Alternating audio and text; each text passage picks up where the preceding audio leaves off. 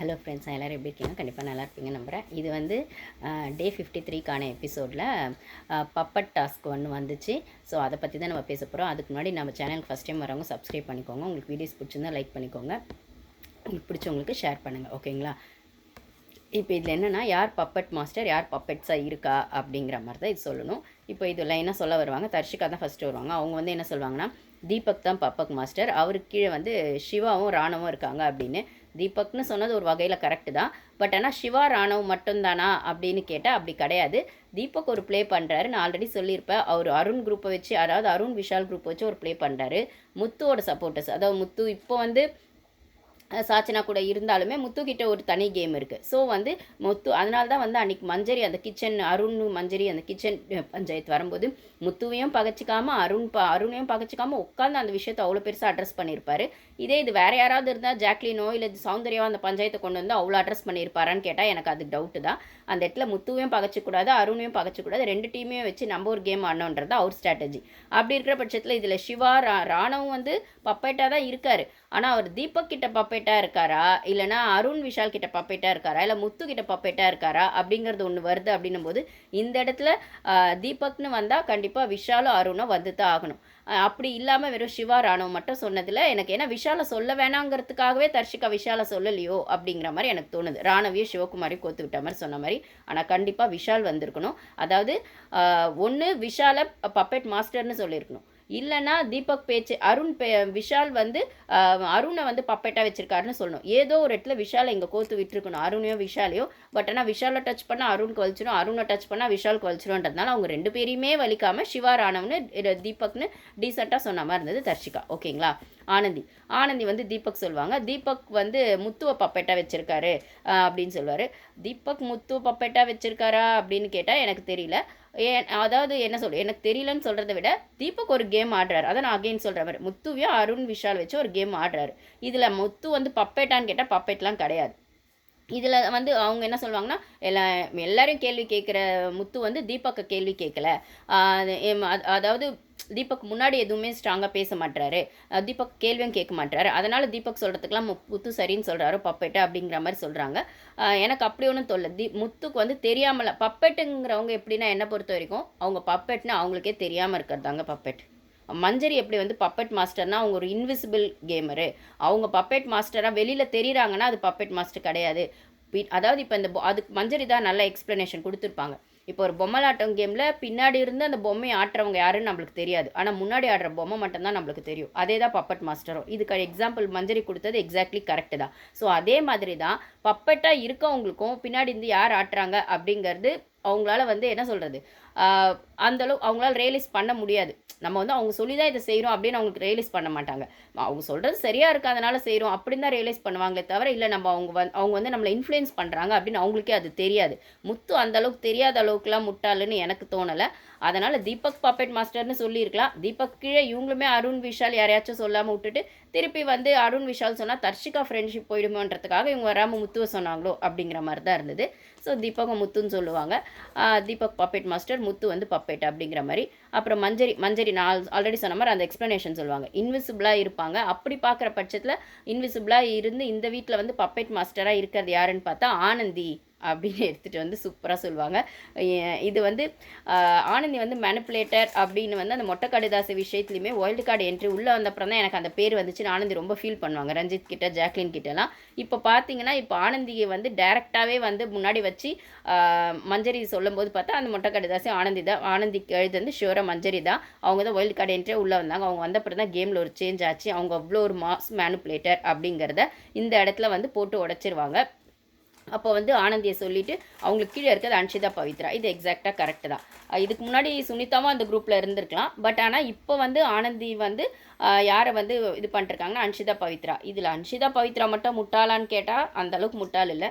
இவங்களோடது இந்த ஸ்ட்ராட்டஜி அவங்களுக்கும் தேவைப்படுது, அவங்களோட அந்த ஜால்ரா இவங்களுக்கும் தேவைப்படுது. அதனால் 3 பேருமே சேர்ந்து ஒரு கேம் ஆடுறாங்க, அவ்வளோதானே தவிர ஆனந்தி வந்து அன்ஷிதாவையும் பவித்ராவையும் இன்ஃப்ளூயன்ஸ் பண்ணுறாங்களான்னு கேட்டால் அந்தளவுக்கு அவங்க முட்டாள் இல்லைன்னு தான் நான் சொல்லுவேன். முத்து வந்து யாரை சொல்வார்னா ராணவ் சொல்வார். இவரோட டோட்டல் பெர்ஸ்பெக்டிவே வேறு. இதில் அவர் நம்மளை முட்டாளாக்கியிருக்காரோ அப்படிங்கிற மாதிரி ஒரு விஷயம் இருக்குது. என்னன்னு பார்த்தீங்கன்னா, முத்துவுக்கு வந்து அங்கே யார் பப்பெட் மாஸ்டர் அப்படிங்கிறது நல்லாவே தெரியும். ஒன்று தீபக்கை சொல்லியிருக்கலாம், தீபக்கை பகச்சிக்க முடியாது. ஆல்ரெடி ஆனந்தி இவங்க சொன்ன மாதிரி, ஆனந்தி சொன்ன மாதிரி தீபக்கை பகச்சிக்க முடியாதுன்றதுனால தீபக்கை சொல்லலை. சரி, ஓகே. விஷாலை சொல்லியிருக்கலாம். விஷாலோட பிளேயை வச்சு தான் அருண் ப்ளே பண்ணுறாருன்னு நல்லாவே வந்து அருணை வந்து பேச வைக்கிறதோ இல்லை அந்த ப்ளேவை பண்ண வைக்கிறதோ பின்னாடி இருந்து விஷால் தான், இல்லை 2 பேருமே சேர்ந்து அந்த ப்ளேயை பண்ணுறாங்க. தனக்கு எதிராக 2 பேருமே நிற்கிறாங்க அங்கே, அருண், விஷால், சத்யா. இன்ஃபேக்ட் 3 பேர். சத்யா தான் இதில் பப்பெட். அவர் விஷாலோட பப்பெட்டா அருணோட பப்பெட்டான்லாம் நம்மளுக்கு தெரியாது. ஆனால் அந்த 3 பேர் குரூப்புக்குள்ளே அருண் ஏதோ ஒரு இடத்துலையும் விஷால் ஒரு ஏதோ இடத்துலையும் கேம் ஆடுறது. சத்யா ஒன்றுமே கேம் ஆடல, நம்மளுக்கு டே ஃபஸ்ட்லேருந்து தெரியும்.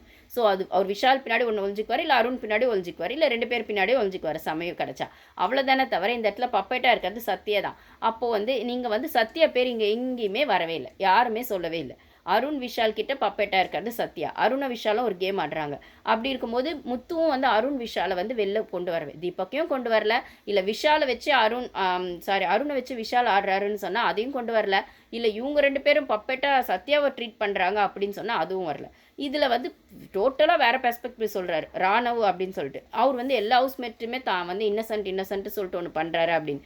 எனக்கு ஒன்றும் அப்படி தெரிலங்க. அவர் அவ்வளோ ஒர்த்தெல்லாம் இல்லை. எனக்கு தெரிஞ்சு ராணவ் வந்து அவர் ஸ்ட்ராட்டஜின்னு ஒன்று பண்ணுறாரு. அது லவ் கண்டென்ட்குள்ளே போகிறாரு, திடீர்னு ஒரு ப்ராங்க் பஞ்சாயத்து வைக்கிறாரு. அப்புறம் என்ன சொல்கிறது, திடீர்னு ஏதோ ஒரு சண்டே ஆரம்பிச்சுட்டு எப்படியாவது எலிமினேட் ஆகாமல் இருக்கணுன்றதுக்காக அந்த வாரம் ஃபுல்லாக ஒன்று பண்ணுறாரு. ஆல்ரெடி இந்த வாரம் அவர் நாமினேஷன்லேயே வேறு இல்லை. ஸோ இருந்தாலுமே ஏதோ ஒரு இன்னைக்கு ஒரு பஞ்சாயத்தில் மாட்டிட்டார் பொம்மை டாஸ்கில். ஸோ வந்து அவர் வந்து யார் கையிலையோ பப்பட்டாக தான் இருக்கார். அது தீபக் கையிலையாக இருக்கலாம், விஷால் கையிலையாக இருக்கலாம், இல்லைனா வந்து அவரே வாலண்டியராக போய் எதுக்குள்ளேயோ ஒரு ட்ராப்பில் மாட்டிக்கிட்டு சரி கண்டென்ட் கிடச்சா போதும் எதையோ ஒன்று பண்ணி விட்ருவோம் அப்படிங்கிறதுக்காக பண்ணுறதா இருக்கலாம். அப்படி தான் ஜாக்லின் சௌந்தர்யாவும் அவர் பகச்சிக்கிறாரு. ஓகேங்களா? ஏன்னா வந்து இவர் இருக்கிற குரூப்பில் விஷாலுக்கும் அருணுக்கும் விஷாலுக்கு ஜாக்லினை பிடிக்காது, அப்புறம் தீபக்கும் ஜாக்லினை பிடிக்காது, அதுக்கப்புறம் அருணுக்கும் மஞ்சரிக்கும் ஒன்று ஆகாது. ஸோ இவங்களுக்கு குட்டையை குழப்பிட்டு இருக்க நடுவில் நம்ம எதையாச்சும் ஒன்று பண்ணி ஒரு கண்டென்ட்டை கொடுத்துருவோம் அப்படிங்கிற ப்ளே தான் அவர் பண்ணிருக்காரு தவிர அவர் பெருசாக அவர் பப்பெட் மாஸ்டர் அப்படிங்கிற அளவுக்கெல்லாம் ஒர்த்துன்னு எனக்கு தோணலை. பட் ஆனால் உங்களுக்கு எப்படி தோணுச்சுன்னு கமெண்ட்ஸில் ஷேர் பண்ணுங்கள். ஓகேங்களா? ஸோ வந்து இந்த இடத்துல வந்து நம்மளை குழப்பி விட்டுட்டார் முத்து. வேற ஒரு பெர்ஸ்பெக்டிவாக ராணுவ மேலே காட்டி, இவருக்கு ஆல்ரெடி அந்த வீட்டில் வந்து இத்தனை நாள் வந்து ட்ராவல் பண்ணதில் விஷால் பற்றி தெரியும், அருண் பற்றி தெரியும், தன்னை பற்றி பின்னாடி பேசுகிற அருண் விஷாலை பற்றி பேசாமல், இல்லை தீபக் பற்றியும் தெரியணும்னா தீபக் பற்றியும் பேசாமல் சம்மந்தமே இல்லாமல் ஏன் ராணுவ உள்ளே விட்டாருன்னு தெரில. ஏன்னா அவங்கள பகச்சிக்க முடியாது அப்படிங்கிறதுல இவர் ஒரு ஸ்ட்ராட்டஜி ப்ளே பண்ணி, இவ்வளோ நாள் தான் டீம் ப்ளே பண்ணிங்க, பகச்சிக்க முடியாது, பேச முடியாது, நேரடியாக கேட்க முடியாது. இப்போ இண்டிவிஜுவல் கேம் தானே ஆடுறீங்க முத்து. இப்பயுமே நீங்கள் இதே மாதிரி ஆடுறீங்கன்னா என்ன அர்த்தம்? நீங்கள் உங்களை நல்லவராக காட்டிக்கணும்னு அவங்க உங்களுக்கு பின்னாடி எவ்வளோ துரோகம் பண்ணுறாங்கன்னு ஆடியன்ஸாக பார்த்துட்டு உங்களை பாவம் பார்த்துட்டு ஓட்டு போடணும்னு நினைக்கிறீங்களா? அப்போ நீங்கள் ஒழிஞ்சிக்கிட்டே தான் இன்னமும் விளையாடுவீங்களா கேமை? ஒரு வகையில் அருண் இப்போ உங்களை டேரெக்டாகவே தாக்க ஆரம்பிச்சிட்டாரு. நீங்கள் எப்போ டேரெக்டாக அதை பேச போகிறீங்க அப்படிங்கிறது தான் ஒரு கேள்வியாக இருக்குது. ஸோ இந்த இடத்துல முத்து வந்து இவ்வளோ முட்டாளாக யோசிச்சிருப்பாரான்னு கேட்டால் அவர் முட்டாள்லாம் இல்லை, நம்மளை முட்டாள் மாதிரி யோசிக்க வச்சு இல்லை அங்கே கண்டஸ்டன்ஸை குழப்பி விட்டு ஒரு கேம் ஆடணும்னு அவர் நினைக்கிறாரு. இதில் அவர் முட்டாளாக அவர் தெளிவாக யோசிச்சு தான் வந்து இப்படி ஒரு ஆங்கிளை வந்து சுற்றி விட்ருக்காருன்னு தான் சொல்லுவேன். அப்புறம் வந்து சௌந்தர்யா வந்து தீபக்கை சொல்லுவாங்க. அவங்க ஸ்டைலில் சொல்கிறது தாங்க எப்பயுமே. அவங்க பெருசாக இன்டென்ஷனாலாம் சொல்லலை. அதாவது இப்போ இந்த வாரம் வந்து தீபக் கேப்டனாக இருக்கிறதுனால சௌந்தர்யாவை பவித்ரா ரஞ்சித்தில் வேலை வாங்கிட்டு இருக்காங்க இல்லைங்களா, கிச்சனில் இது செய்யணும் அதை செய்யணும்னு. அதை வச்சுட்டு தீபக் பப்பெட் மாஸ்டர் மாதிரி எங்களை பண்ணுறாரு, நாங்கள் வேலை செய்யணும், நானும் தான் செய்கிறேன், வேறு வழியே இல்லை அப்படிங்கிற மாதிரி சௌந்தர்யா பவித்ரா ரஞ்சித் சொல்லுவார். இதில் பவித்ராவோட பஞ்சாயத்து தான் பெரிய பஞ்சாயத்தாக போயிடும். பவித்ரா வந்து இந்த ஃப்ரிட்ஜெல்லாம் திறக்கிறதுலாம் கூட பர்மிஷன் கேட்கணுமா அப்படி இப்படின்னு தீபக் கிட்டே நேற்று பேசியிருப்பாங்க. தீபக்கும் இல்லைம்மா ஜஸ்ட் ஒரு வார்த்தை சொல்லிவிட்டு உங்களை பர்மிஷனாக கேட்க சொல்ல ஜஸ்ட் ஒரு வார்த்தை சொல்லிட்டு செய்யுங்கன்னு ஏதோ ஒரு இடத்துல சௌந்தர்யா கிட்ட புலம்பிருப்பாங்க. அவங்க வீடு ஃபுல்லாக தாங்க புலம்புனாங்க, சௌந்தர்யா கிட்ட தனியாலாம் புலம்பலை. மாதிரி அந்த பொண்ணு சொல்லும் போதும் நான் கேட்டப்போ சொல்லு அப்படிலாம் எதுவும் சொல்ல. அதை எப்பயுமே நான் சொல்கிற மாதிரி தான், சௌந்தர்யா பேச தெரியாமல் ஒன்று பேசி மாட்டிக்கிறாங்களே தவிர அவங்களோட இன்டென்ஷன் பவித்ராவை மாட்டி விடணுங்கிறது இல்லை. எல்லாருக்குமே ஒன்று இருக்குது, அந்த ஃப்ரிட்ஜ் விஷயத்துலலாம் இப்படி இருக்குன்னா பவித்ராவும் அதை சொன்னாங்க. ஸோ தீபக் பண்ணுறது வந்து எல்லாருக்குமே ஏதோ ஒரு விதத்தில் டிஸ்டர்ப் ஆகுது, அது பவித்ராவுக்கும் டிஸ்டர்ப் ஆகிருக்கு, அதை அவங்க புலம்பிட்டு இருந்தாங்க அப்படின்னு தான் சொல்லுவாங்க. இதை இந்த பொண்ணு எடுத்துகிட்டு வந்து பெரிய பஞ்சாயத்து ஆக்கிடும், அது தேவையில்லாத கண்டென்ட்டு.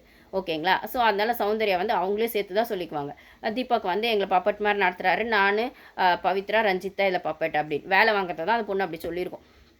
அப்புறம் விஷால் வந்து அவருக்கு ஜாக்லின் பேச்சு எடுக்கலன்னா அன்றைக்கி தூக்கமாக வராது, பசி எடுக்காதே, அதனால் ஜாக்லின் தான் பப்பெட் மாஸ்டராக அவர் வந்து சௌந்தர்யா ரயான் இவங்களெல்லாம் பண்ணிருக்காங்க. இவங்க ஒருத்தருக்கு ஒருத்தர் பார்த்து சிரிச்சுக்குவாங்க இந்த கோவா கேங். ஓகே அப்படின்னு சௌந்தர்யா வேணால் இன்னசென்ட்னு சொல்லாங்க. ஆனால் என்ன கேட்டால் விஷால் வந்து சௌந்தர்யாவை வந்து பப்பெட்டாக இருக்காங்க, ரயான் பப்பெட்டாக இருக்காங்க அப்படிலாம் சொல்கிற பட்சத்தில் ஜாக்லின் தான் பப்பெட் மாஸ்டர்னு சொல்லும்போது ஜாக்லினோ ரயானோ இல்லைன்னா சௌந்தர்யாவை நீங்கள் எவ்வளோ மேனிப்புலேட் பண்ணுவீங்கன்னு எங்களுக்கு தெரியும் விஷால். என்னன்னா அந்த பொண்ணு கூட ஸ்டார்டிங்கில் பழகும் போதெல்லாம் எந்த அளவுக்கு ஃப்ரெண்ட்ஷிப்பாக பழகுனீங்க, அப்புறம் அந்த பொண்ணை வச்சு அந்த அக்லி டாஸ்க் பண்ணீங்க, பின்னாடி போய் அந்த பொண்ணை இவ்வளோ தப்பாக பேசி மார்க் பண்ணியிருக்கீங்க அப்படின்னு. இன்னமும் அந்த பொண்ணு உங்கள் கூட நம்பி பழகிட்டு இருந்தால் அந்த பொண்ணு இமேஜ் டோட்டல் டேமேஜ் ஆயிருக்கும். உங்கள் கூட நம்பி பழகின பொண்ணுங்க பேரெல்லாம் அங்கே ரிப்பேர் தான். இதில் சௌந்தர்யா மார்க் பண்ணி அந்த ஒரு பொண்ணு இது பண்ணீங்க. தர்ஷிகா கூட இப்போ லவ் கண்டென்ட் போயிட்டுருக்கு. அந்த பொண்ணு சுத்தமாக game out of the game போய் இப்போ பொம்மை டாஸ்கில் மட்டும் என்ன நீங்கள் அந்த பொண்ணு உங்கள் கூட ஃப்ரெண்ட்ஷிப்பாக நினச்சி பழகினாலோ லவ் கண்டென்ட் நினச்சி பழகினாலோ அந்த பொண்ணை நீங்கள் காப்பாற்றவா செஞ்சீங்க அந்த பொம்மை டாஸ்கில். உங்களால் தான் அந்த பொண்ணு ஃபஸ்ட்லேயே அவுட் ஆச்சு. நீங்கள் நியாயமாக பார்த்தா அந்த ஃப்ரெண்ட்ஷிப்காகவோ அந்த லவ் கண்டென்ட்காகவோ அந்த அட்லீஸ்ட் அந்த குரூப்பாக சேர்ந்து விளையாடின அந்த ஒரு ட்ரஸ்ட்டுக்காகவாது அந்த பொண்ணை நீங்கள் காப்பாற்றிருக்கணும். அதை விட்டுட்டு அந்த பொண்ணு பொம்மையை எடுக்க விட்டுட்டு நீங்கள் விஷால் ஜாக்லின் மேலே இருந்த வன்மத்தை தான் காட்டினீங்க. ஸோ அந்த பொண்ணு கேமும் அவுட்டு. ஒரு வேளை சௌந்தர்யா உங்கள் கூட இன்னும் நம்பி பழகியிருந்தா இப்போ அந்த பொண்ணு ஸ்டாண்ட் எடுத்திருக்கு. சௌந்தர்யா ஃபஸ்ட்டு 2 வீக்ஸ்க்கு அப்புறம் இப்போ ஸ்டாண்ட் எடுத்திருக்கு. அந்த ஸ்டாண்டே இல்லாமல் நீங்கள் ஸ்டாண்ட் எடுத்துகிட்டு அந்த பொண்ணை டவுன் ஆக்கி அந்த பொண்ணு வெளில போயிருக்கும். அப்படி இருக்கிற பட்சத்தில் உங்களை நம்பி என்ன சொல்கிறது, ஒரு ஃப்ரெண்ட்ஷிப்பை கூட மெயின்டைன் பண்ண முடியாது விஷால். இதில் வந்து ஜாக்லினே ரயானே நம்பி அந்த பொண்ணு ஏதோ ஒரு கேம் ஆடட்டும், கொஞ்சமாவது அந்த பொண்ணு இப்போ அந்த பொண்ணு வந்து ரைசிங் மோடில் தான் இருக்குது. ஆனால் உங்களை நம்பி கேம் ஆடிட்டு இருக்க தர்ஷிகா வந்து இப்போ டவுன்ஃபால் ஆகிட்டாங்க சுத்தமாக. ஓகேங்களா? இப்போ அன்ஷிதா வந்து புதுசாக ஜாயிண்ட் எடுத்திருக்கீங்க நீங்கள். அந்த பொண்ணு கேம் என்ன ஆக போதோ தெரில. அப்படி இருக்கிற பட்சத்தில் உங்களை நம்பி கேம் ஆடுறதுக்கு அந்த பொண்ணு ஜாக்லின் ரயான் கூடவே வந்துட்டு ஏதோ ஒரு ஃப்ரெண்ட்ஷிப் மோட்லேயாச்சும் ஏதோ ரைசிங் மோடில் இருக்கட்டும் அந்த பொண்ணு. ஜாக்லின் வந்து விஷால் சொன்னதுனால இப்போ வந்து ஜாக்லினும் டேரெக்டாக விஷால் இவ்வளோ நாள் கொஞ்சம் யோசிச்சாங்க. இப்போ டேரக்ட் மோடில் அவங்களும் அடிக்கிறாங்க ஜாக்லினோ விஷால். அது கரெக்டு தான் நானும் சொல்லுவேன். எவ்வளோ நாள் பொறுத்து போக முடியும். ஏதோ ஒரு அட்லீஸ்ட் இப்போ இண்டிவிஜுவல் கேம்னு ஆடினதுக்கப்புறம் யாருக்காகவும் யோசிக்க தேவையில்ல. டேரெக்டாக அடித்து ஆட வேண்டியது தான். தப்பு சரி அப்படிங்கிறத மீறி அந்த ஒரு ஸ்டாண்டு சரின்ற மாதிரி நம்மளுக்கு ஒரு எத்திக்ஸ் இருக்குன்னா, குறைஞ்சபட்சம் நியாயம் இருக்குன்னா அடித்து ஆட வேண்டியது தான். அதை ஜாக்லின் இப்போ செய்கிறாங்க. அது கரெக்டு தான். விஷால் வந்து விஷால் சொல்லுவாங்க. இவங்க தான் கரெக்டாக சொல்லுவாங்க. விஷால் தான் பப்பெட் மாஸ்டர். அவங்க கையில் இருக்கிறது அருணும் சத்யா அப்படின்வாங்க. அந்த இடத்துல சத்யாவை சொன்னது ஜாக்லின் மட்டும்தான், வேறு யாருமே சொல்லலை.